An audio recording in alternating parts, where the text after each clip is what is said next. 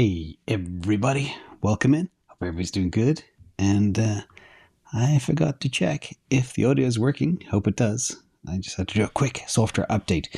And Tesla just came out with their earnings, but that's not what I'm talking to today. Tesla did beat their earnings on their earnings per share, but missed revenue because of some challenges in Q3 that we've discussed previously. But anyway, let's not talk about that. I should be going live, but I'm not getting a live signal yet. So fingers crossed everything works. I'm just going to jump ahead, and I guess I'll find out soon if it is not live. It says waiting for invest answers. Hold on a second. Well, people are watching me. You are live. Good. Thank you.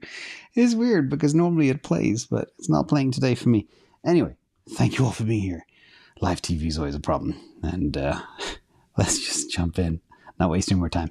So this is not a political video, but it is inspired by Michael Saylor. And he mentioned a term last night at the Atlas Gala about something called a freedom virus. And I'm going to talk about that and deconstruct stuff and how, well, let's just go in, tell the story. And disclaimer, edutainment. And the story, real simple, is for the first time, I think Michael Saylor last night said, for the human race, we've unleashed a freedom virus, a truth virus, we've unleashed a sovereignty virus, and a monetary virus. And that's all in the package of Bitcoin. And he was referring a lot to Atlas Shrugged, the book. He was at the Atlas Society. I'm sure there's direct relations, of course, between both. And I did not quite understand that book as a child. But now, later in life, everything is becoming so clear, so transparent, etc. And I get requests every single week. Can you do a video to help my loved ones, help my cousins, help my parents, help my children understand what Bitcoin is? And I've done a couple of videos like that. But nothing is as good as some of the stuff that Saylor pulled out yesterday. So last night, in fact, and I teased out some of the best nuggets for you all. So let's just jump in. First of all, can't see the forest for the trees. As a kid, I didn't understand Atlas Shrugged, the book.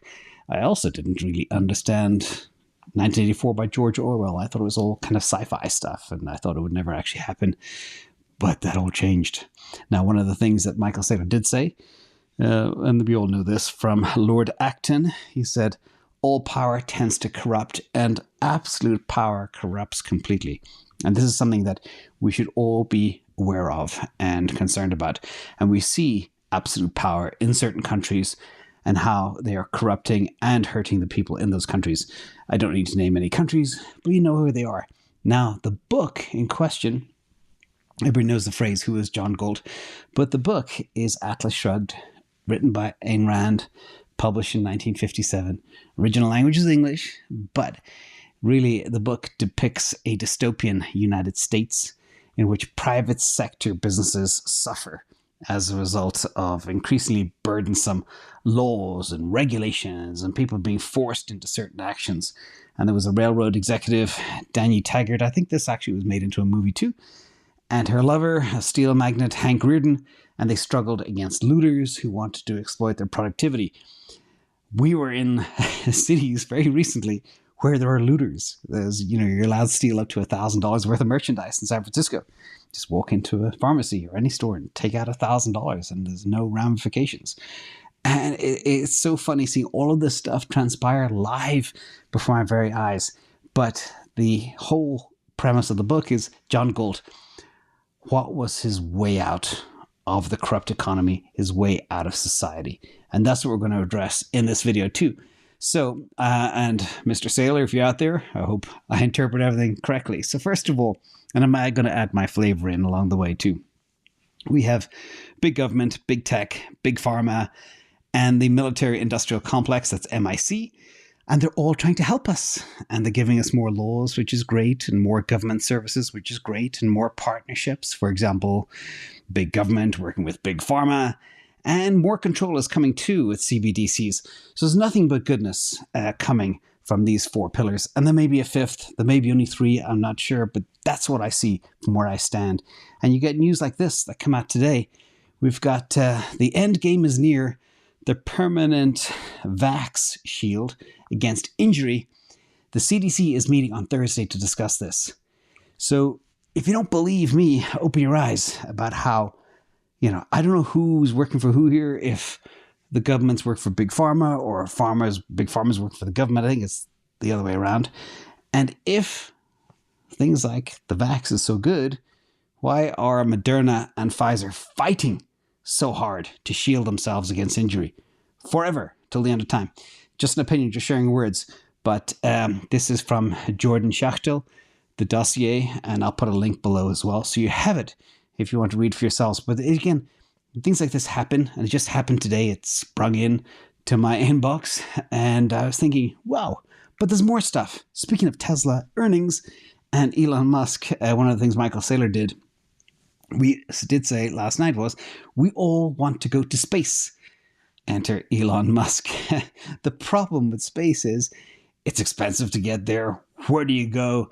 And there's not enough room for everybody. So maybe one day some people will live on Mars, but it'll be a small colony and not enough room for 8 billion people. So again, we need a new space. That was the theory of Michael Saylor.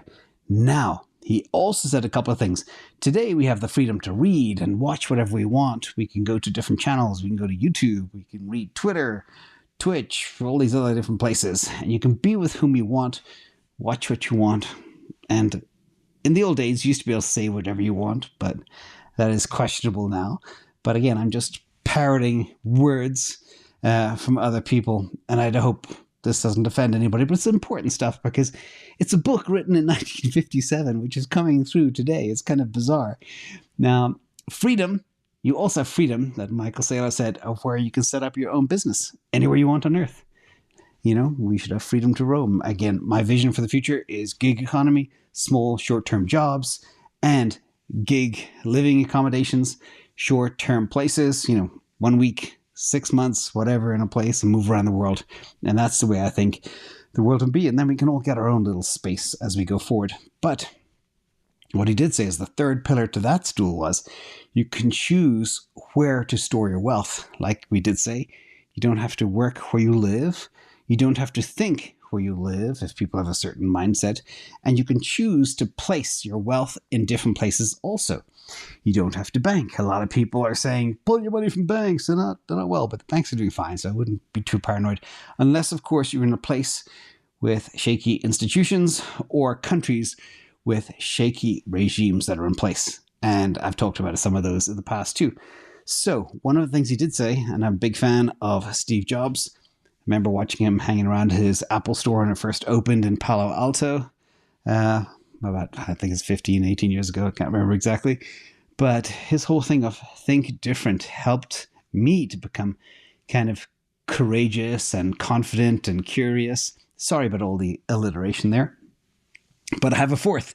Cyberspace, the fourth C, is the next frontier as far as Saylor is concerned. Space would be nice, but there's not enough room for everybody. And he also said some strong words that conventional thinking will get you killed. I don't know if he meant exactly killed, but in some places, conventional thinking maybe can get you into trouble, get you into hot water. Now, this is a tweet from Saylor from a while back, from June 2022. He said, Satoshi opened a portal into the digital realm, allowing energy to flow through and bringing life to cyberspace.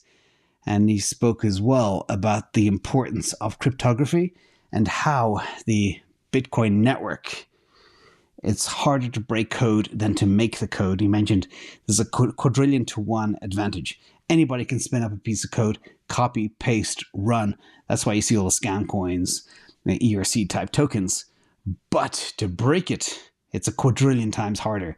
And that makes Bitcoin as a network extremely secure. Now, he also reminded me, if anybody who knows Saylor, he always talks about Bitcoin being a shiny city in cyberspace, that everybody is welcome and everybody can go. But the most important thing is actually the quote that I heard last night, and I was like blown away. And Lynn Alden tweeted it today. And this is probably the key quote to remember. If you know anybody who has doubts about Bitcoin, check this out.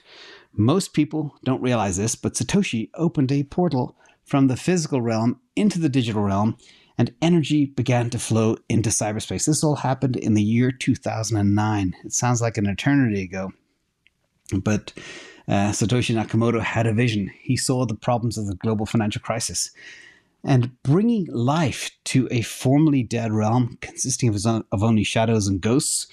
I think that might be the current banking system, etc. And bringing conservation of energy and matter, objectivity, truth, time, and consequence into the digital realm, and delivering property rights, freedom, and sovereignty that are separate from the physical and the political realm to humanity. That is the very, very powerful little paragraph right there for everybody to quote to loved ones that are in doubt. And it may take a little while to digest, but you think about it, the world is going digital, and we need that cyber city in cyberspace, or whatever you want to call it. So next, he talked about the existential crisis that faced him in March 2020. The world had stopped. Everybody lost faith in institutions and governments, and the money printing started happening and everything else. And per Michael Saylor, he said last night, the road to serfdom is working harder with a currency growing exponentially weaker. MicroStrategy saw an escape from economic slavery. So again, this one sentence also is very hard-hitting, very powerful, but I just had to repeat it. Again, two keywords there. One, serfdom, and the other one, slavery, which is a horrible, horrible thing to think about. So how do we fight this? And this is kind of his crux moment, and this is why I call this video the freedom virus. He said the only way to fight a virus is with another virus. And it's true in the medical world to a large extent. Enter the freedom virus. And that is Bitcoin. And the other angle is he spoke a lot about Galt's Gulch, about what John Galt needed to do, what he should do. And rather than remove your labor from a corrupt economy, move your money from a corrupt economy. He said, Michael Saylor stressed very heavily that the martyrdom is not the solution. You know, being a martyr, losing your life, whatever, spoke about that a couple of times, is not the solution for this. But you can make yourself self-sovereign, check out of the system, move your money from the corrupt economy, from the debasing fiat, etc., and the leadership. And that is at least an interim solution. So let's talk about the Bitcoin network. He described it with 3 words. It's fast, it's fair, and it's equitable as a method to transfer value and store value for 8 billion people on Earth. I like that. Fast, fair, equitable. I'll use that again. Great stuff. And he spoke about global assets. And to throw in some numbers, because it wouldn't be an IA video without some numbers, global assets versus Bitcoin, global assets on the left, there are 400 trillion of assets. There's about 700 trillion in total, but he was just talking about the ones that are leaking energy, i.e. debasing, the ones that are corrupt, the ones that are inefficient, and the ones that are controlled by the collective. I don't know who the collective are, but I'm sure you guys out there do. I won't talk about the collective. And then he compared that, without giving the numbers, but I threw the numbers in. Bitcoin market cap today is 376 billion, i.e. it's 0.0009 of the assets of the 400 trillion that are leaking. He also said 99.9% do not understand Bitcoin. I think that's probably a little bit high. I think about 98 or 2%, 1 or 2% definitely do understand it. And people are hungry for this information. He also said you can plug anything into it. You can plug your business, your salary, your savings, your community, anything you can plug into this particular technology. And he said Bitcoin is a union, and the more it becomes more powerful as more people join. Classic Metcalfe's law. So really compelling. So which page are you on? Left or the right? Let me know. Now, in summary, quick today. So this was also very powerful. It's nothing but extremely powerful phrases and truth bombs. Speaking of a truth bomb, he said Bitcoin is an economic machine. It's built on a truth machine. It's poised to emerge as a freedom machine. Lots of machines here. And it's the best choice we have to save our civilization. So again, very eloquent, very powerful in a simple sentence. And to celebrate, This is the award. It was an excellent evening in Malibu celebrating the Lifetime Achievement Award received by Michael Saylor at the Atlas Society. And for us, we are lucky he was able to once again, showcase the importance of Bitcoin. Brilliant speech. Everybody should listen to it at least twice. And for those who don't, I tried my best to summarize the best nuggets for this. I had something else planned today, but this is too important. And just want to share that with everybody. So thank you. Hope you enjoy that video. It is powerful. It's hard hitting. But there is no better person to summarize the importance of having a little bit of Bitcoin, especially with this strange world in which we live in today. So big thank you to everybody out there. Thank you to the mods in the chat and all the people watching live. I'll see you all tomorrow. By the way, DCA is happening on Thursday due to travel for some of the team members. So we will be on... I don't want to say which channel. I'll let you know. I'll tweet it out later. Make sure as well you follow me on Twitter. And that's where I publish where our videos come from.